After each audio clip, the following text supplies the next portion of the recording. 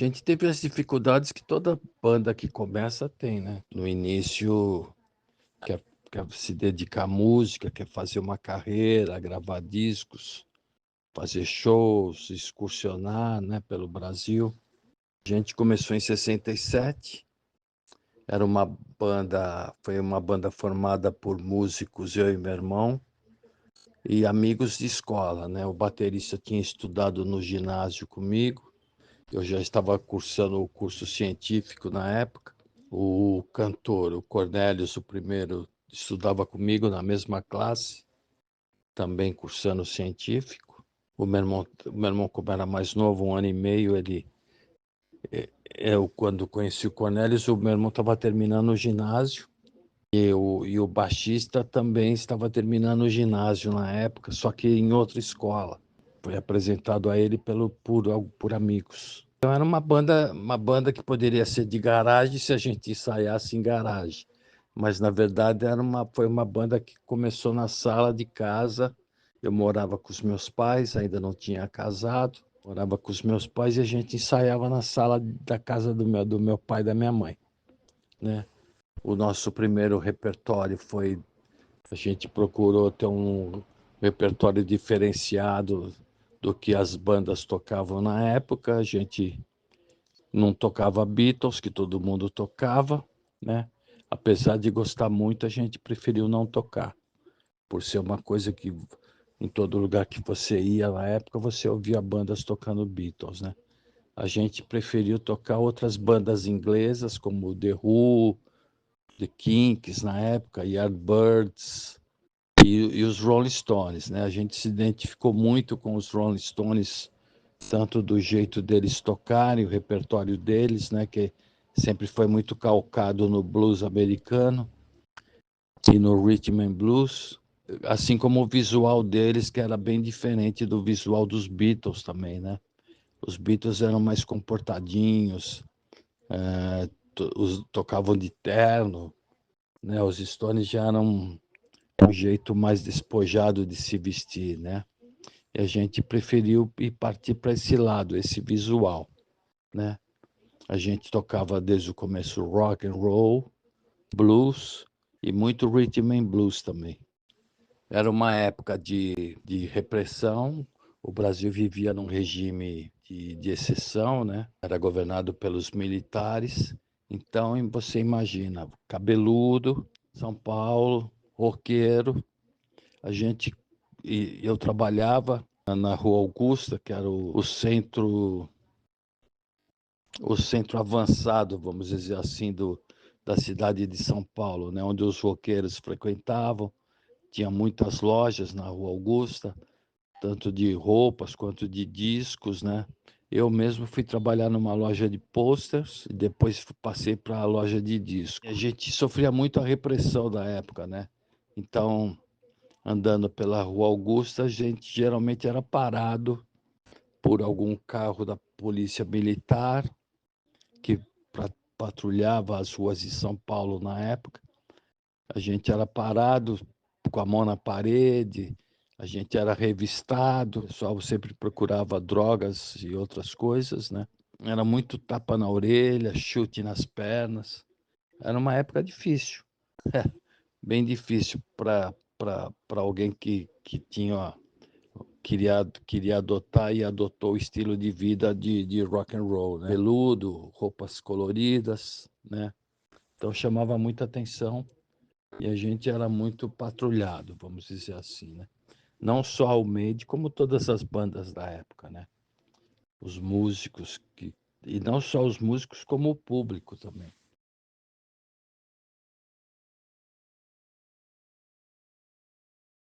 Um dos legados do Maiden é uma das bandas precursoras do verdadeiro rock and roll, né?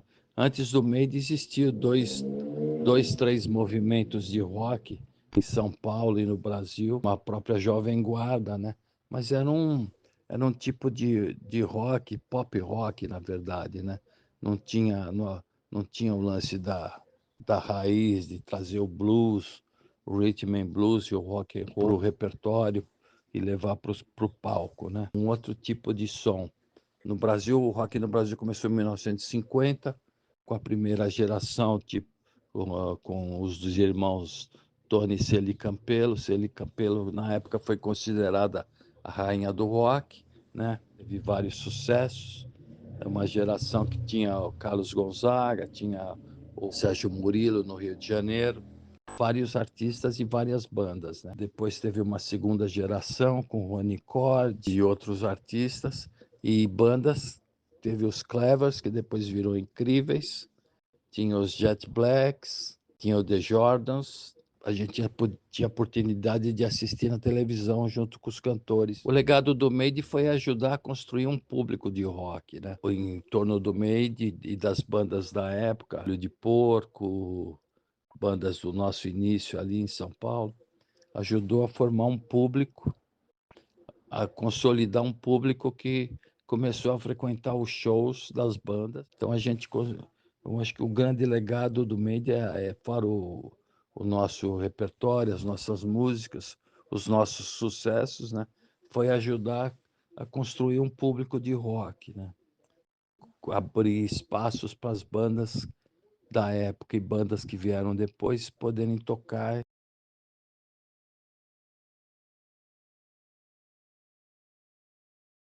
58 anos de carreira e não parou, né? A gente continua na estrada, estamos gravando um disco novo, estamos excursionando, estamos em turnê com o show tocando rock e resistindo. O disco novo vai se chamar Resistência, uma analogia aos 58 anos de banda. O Made é a única banda de rock que nunca parou no Brasil, com todos esses, principalmente esses últimos 3, 4 anos, que a gente passou por alguns problemas, né? Inclusive o falecimento do meu irmão Celso, que morreu em outubro de 2023. Ele sempre foi o guitarrista principal da banda, um dos compositores também, né? E o meu AVC em 2020, em julho de 2020, no dia do rock, por coincidência, eu sofri um AVC que me tirou de cena só por 2 meses. 2 meses depois do meu AVC, a banda voltou. Eu parei de tocar contrabaixo, agora só canto, né? Tô cadeirante no momento, canto e toco gaita. Coloquei um baixista no meu lugar e a banda continuou na estrada, né? É uma banda que tem 26 discos gravados, como eu falei, 58 anos de carreira. Disco novo já em estúdio, a gente já fez 3 sessões de gravação. Devemos ficar mais uns 2 meses no estúdio para aprontar o disco, que provavelmente vai ser um disco duplo ou triplo, né? A gente está com 19 músicas novas, vai ser 2 ou 3 discos de vinil e um disco final de CD com todo o material.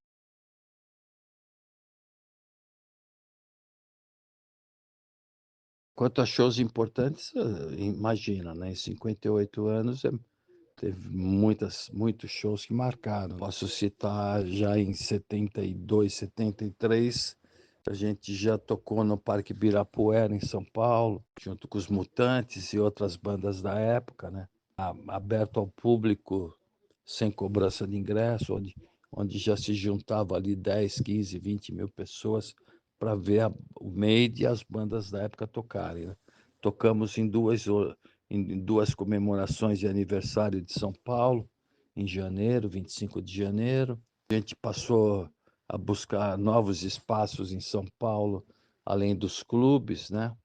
A gente passou a tocar em teatros também e lançamos o nosso terceiro disco no espaço mais venerado da cultura paulista, que é o Teatro Municipal de São Paulo. Em 1978, nós lançamos o terceiro disco, Pauliceia Desvairada, no Teatro Municipal de São Paulo. Em 1978 foi o terceiro disco e a gente tocou pela primeira vez uma banda de rock and roll, tocou nesse espaço, né, no Teatro Municipal de São Paulo.